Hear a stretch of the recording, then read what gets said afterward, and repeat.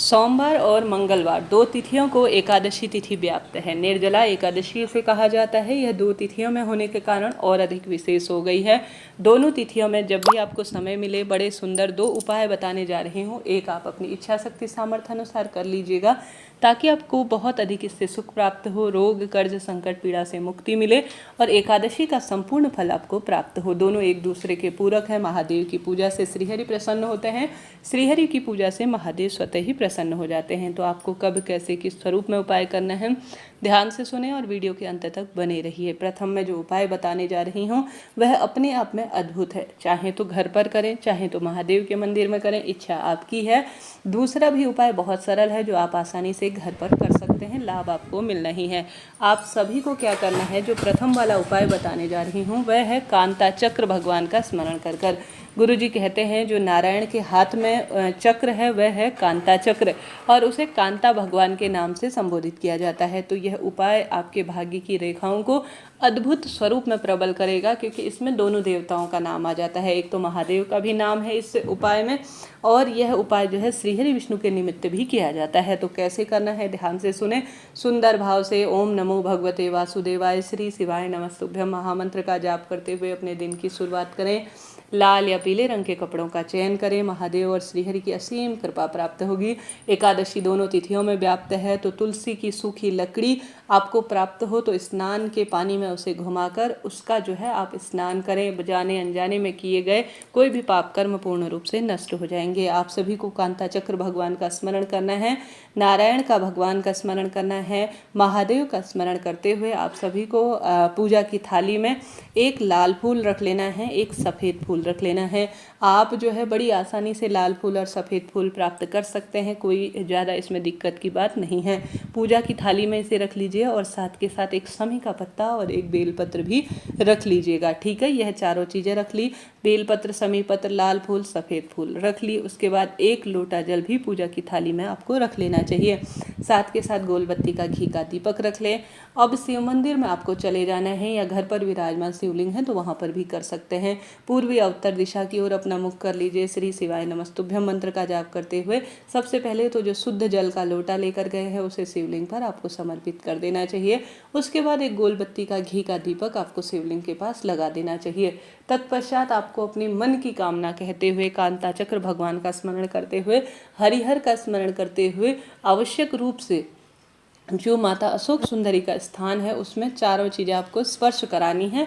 बेलपत्र, समीपत्र, लाल फूल और सफ़ेद फूल स्पर्श कराने के बाद कि हे कांता चक्र भगवान, हे नारायण, हे श्री हरि विष्णु, हे महादेव, मेरे जीवन में जो दुविधा चल रही है, रोग कर्ज संकट पीड़ा चल रही है, उनका निदान हो और परिवार में खुशियाँ आए, ऐसी प्रार्थना करते हुए चारों चीज़ें माता अशोक सुंदरी के स्थान पर स्पर्श कराकर आपको शिवलिंग पर समर्पित कर देना चाहिए। ऐसी मान्यता है, शास्त्र प्रमाण कहता है, गुरु जी कहते हैं मात्र किसी भी तिथि में आप 2 दिन इसे कर लेते हैं तो तीसरे दिन आपको उपाय जो है पूर्ण होता हुआ दिखेगा। तो लंबे समय से मनचाहा विवाह, संतान प्राप्ति, रोग कर्ज और जो है पुत्र प्राप्ति की विशेष इच्छा है तो सभी में यह उपाय आपको अनंत गुना फलों की प्राप्ति देगा। तो हमने बात कर ली प्रथम उपाय की, बढ़ते हैं दूसरे सरल से उपाय की तरफ। यह उपाय नहीं, एक तरह से चमत्कार है जो आपके भाग्य की रेखाओं को प्रबल कर देगा। आपको इसके लिए कहीं नहीं जाना, घर पर ही करना है। चाहे तो आप सभी इसे किसी भी संकल्प के तहत, जैसा मैं हर बार आपको कहती हूँ, इस व्रत को करने से जो है भगवान श्री कृष्ण ने पुत्र प्राप्ति की थी। माता गौरी को इस उपाय से महादेव प्राप्त हुए थे। इस उपाय का वर्णन जो है हरतालिका तीज व्रत में भी मिलता है। साथ के साथ इस उपाय को करने से श्री रामचंद्र जी ने लंका में विजय प्राप्त की थी और साथ के साथ इस उपाय को करने से सब सुख स्वतः ही प्राप्त हो जाएंगे। यह उपाय इतना विश्वसनीय है और इतना सर्वश्रेष्ठ है कि इसका अद्भुत परिणाम खुली आंखों से चुनौती और चमत्कार के रूप में देखने को मिलता है। आपको एक सुंदर पूजा की थाली तैयार करनी है। गुरुदेव हमेशा ही कहते हैं श्री शिवाय नमस्तुभ्यं मंत्र का जाप करें, क्योंकि दिव्य तिथि है। मंगलवार की तिथि जो है एकादशी है, साथ ही हनुमान जी का दिन हो गया है तो अद्भुत हो गई है। महादेव का ही दिन है, श्रीहरि विष्णु का ही दिन है। सोमवार का दिन एकादशी तिथि व्याप्त है तो हरिहर की तिथि सुंदर स्वरूप में इसे कहा जाएगा। तो हरिहर एकादशी निर्जला एकादशी है। साथ ही सोमवार मंगलवार का पावन पवित्र दिन है। जब भी समय मिले मिले आपको उपाय कर लेना है। आप सभी को सुंदर समर्पण की भावना से एक सुंदर पूजा की थाली रखनी है। गोल बत्ती का गुरुजी ने जोर देकर कह रखा है कि आपको घी का दीपक पूजा की थाली में रख लेना है। साथ के साथ आप सभी को 2 लोटा जल, जैसे कि इन दिनों गर्मी चरम सीमा पर है और बहुत अधिक हमें जो है पानी की प्यास है, सेम उसी तरह से जो है महादेव के शिवलिंग में भी इन दिनों बहुत अधिक जल की आवश्यकता है। तो 2 लोटा जल आपको पूजा की थाली में रख लेना है। घी का दीपक रख लिया। उसके बाद आपको 5 बेलपत्र लेना है। कितनी बेलपत्र? 5 बेलपत्र आप सभी को पूजा की थाली में लेनी है। बेलपत्र नहीं मिलती है तो पुरानी भी आप प्रयोग में ले सकते हैं, जैसे शिवलिंग पर चढ़ी हुई बेलपत्र भी काम में लेकर आप पूजा की थाली में उन्हें सुंदर भाव से रख लीजिए। रखने के बाद आप इस उपाय को या तो किसी घर के गमले में कर लीजिए। तुलसी का पौधा ना हो, इस बात का ध्यान रखें, क्योंकि माता तुलसी भी निर्जल निराहार व्रत करेंगी। तो आपको अपनी पूजा की थाली में रख लेनी है सभी चीज़ें। कहने का अर्थ है, अब आपके घर पर कोई पवित्र पेड़ नहीं है, गमला इत्यादि साफ स्वच्छ नहीं है, तो आप सभी किसी पवित्र पेड़ की मिट्टी लाकर 1-2 दिन पहले से भी घर पर रख सकते हैं कि मैं पार्थिव शिव पूजा करूंगी करके।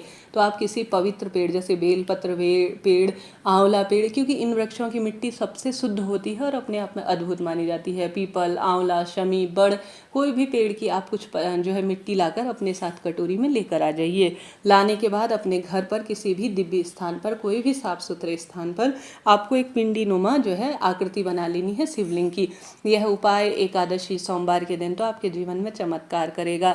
इसके बाद आपको लिंग नुमा आकृति बनाने के बाद सबसे पहले उस शिवलिंग की जो लिंग नुमा आकृति है उसमें आपको 5 बेलपत्र समर्पित करनी है। यह 5 बेलपत्र किसके नाम की होंगी? यह 5 बेलपत्र महादेव और माता रानी की 5 पुत्रियों के नाम की होंगी, जिसमें बिशरा, शामरिवारी, दौतली और देवजुग की गुरुजी बताते हैं महादेव की 5 पुत्रियां हैं, मैंने स्क्रीन पर दी है। इनके 5 के नाम लेते हुए 5 बेलपत्र शिवलिंग पर आपको समर्पित कर देनी है। साथ के साथ अब 5 बेलपत्र शिवलिंग पर समर्पित हो जाएंगी तो एक सुंदर आवरण के स्वरूप में यह हो जाएगी और बेलपत्र जिससे ढका हुआ जो शिवलिंग है वह टूटेगा भी नहीं। अब आपको दोनों हाथों में जो है जल का लोटा लेना है और धीरे धीरे पूर्ण रूप से जो है दोनों छोटी सी लोटियाँ लीजिएगा, ज़्यादा बड़ी नहीं, क्योंकि पिंडी स्वरूप छोटा सा ही है। तो दोनों को कांवड़ जल समर्पित कर रही हो ऐसी प्रार्थना करते हुए श्री शिवाय नमस्तुभ्यं मंत्र का जाप करते हुए शिवलिंग पर आपको दोनों जल के लोटे समर्पित कर देने हैं। फिर गोलबत्ती का जो घी का दीपक लगा रखा है उसे सुंदर भाव से आरती कर देनी है पिंडी स्वरूप शिवलिंग की। तत्पश्चात आप सभी को भूल चूक के लिए क्षमा प्रार्थी होते हुए, अगर आप इससे ज़्यादा विधान से पूजा करना चाहते हैं, जैसे कई भक्तजन विधान सहित इसमें काले तिल समर्पित करते हैं, भस्म, यज्ञ पवित्र और डोली, चंदन, मूली, अक्षत जो भी समर्पित करते हैं वह इच्छा आपकी है। तत्पश्चात पूजा संपन्न हुई, अपनी मनोकामना कहें, संकल्प के तहत जैसे अपने हाथ में आप थोड़ा सा फूल ले लीजिए, 1 रुपये का सिक्का या कोई वस्तु लेकर अपना नाम गोत्र बोलकर संकल्प के तहत भी पूजा कर सकते हैं कि प्रभु मेरी यह इच्छा है, इसके तहत मैं आज आपके पार्थिव शिवलिंग की पूजा करने जा रही हूँ, मेरे व्रत उपाय को संपन्न करें, ऐसी प्रार्थना करते हुए भी आप उपाय कर सकते हैं। नहीं तो साधारण सरल तरीके से आप मनोकामना कहें, भूल चूक के लिए क्षमा प्रार्थी हो। अब वह जो 5 बेलपत्र आपने शिवलिंग पर समर्पित की हैं उन्हें अपने पास रख लीजिए उठाकर रखने के बाद आप उसे घर के मंदिर में रख सकते हैं, पूजा स्थल में रखने के साथ साथ अपने पर्स में, अपने घर की तिजोरी में, इन स्थानों पर रख लीजिए। गुरुजी कहते हैं यह बेलपत्र और यह पार्थिव शिव पूजा आपके कार्य बना देगी। आपके जीवन में जो भी रोग, कष्ट, संकट, पीड़ा चल रही हैं उन सभी से आपको मुक्ति मिल जाएगी। तो करके देखिएगा, दोनों तिथियों में से जब भी आपको समय मिले आपके भाग्य की रेखाओं को प्रबल कर देंगी यह सुंदर से उपाय। हर हर महादेव, श्री शिवाय नमस्तुभ्यम।